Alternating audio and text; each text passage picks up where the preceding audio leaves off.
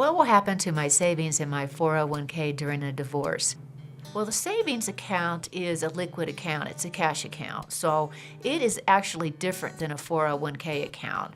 A 401k account is a retirement account, and you can't cash that in without a substantial penalty.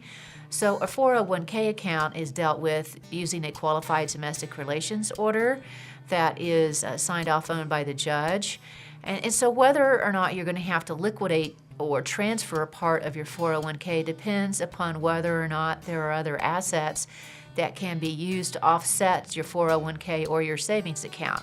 So for example, you happen to have a big 401k account with Schwab, and you also have a home, and there's equity in your home. So how are you guys going to do an equitable division of the marital estate? Perhaps one of you wants to keep the home and cash out the other party, and perhaps one of you wants to keep his or her 401k account. So you just need to be able to figure out how are you going to be able to equalize the marital estate, who wants to keep what asset, and also whether or not you're going to need to have a qualified domestic relations order prepared.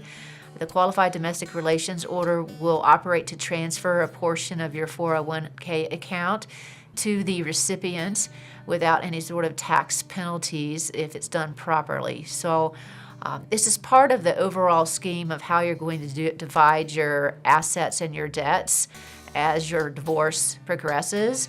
So come on in and sit down with us. We can go through everything with you. We can figure out a strategy where you can maximize what you want to keep and get out of your divorce with as painlessly as possible.